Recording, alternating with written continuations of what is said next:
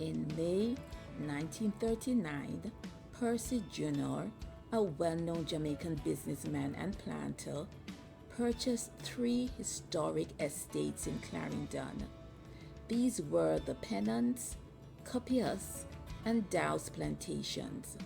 These 3 plantations, totaling 3,500 acres of land, were purchased from the wealthy Penrhyn family.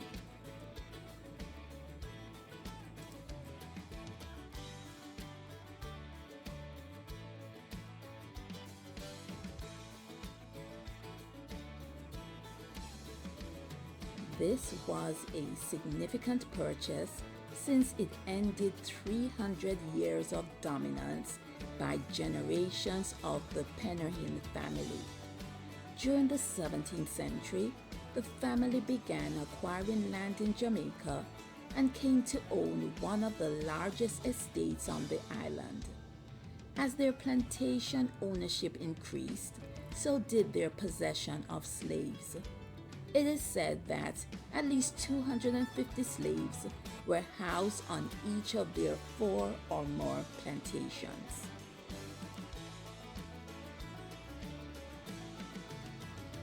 The profits acquired from slavery were invested in the Penrhyn family's fortune in Wales.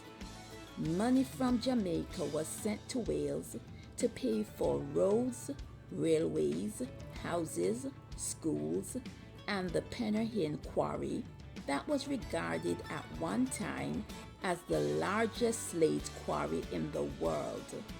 So profits obtained from the hard labor of slaves changed the landscapes of North Wales.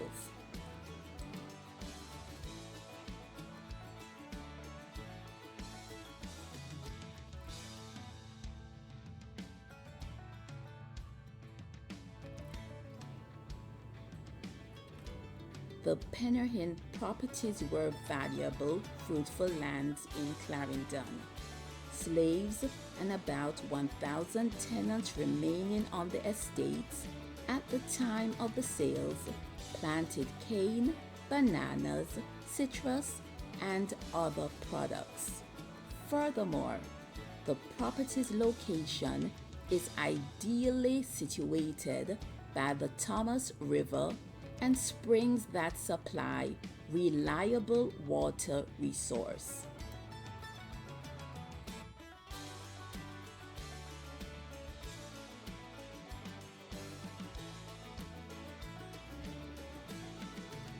In 1938, a year prior to the sale, tenants on the Pennants estate were embroiled in an unrest. They claimed that Queen Victoria gave them the lands so they did not have to continue to pay rent on the centenary of emancipation. The Penrhyns had no desire to sell their family treasures in Jamaica. However, the tenants' unrest was one of the factors that influenced the family's decision to end their 3 centuries of supremacy on the island.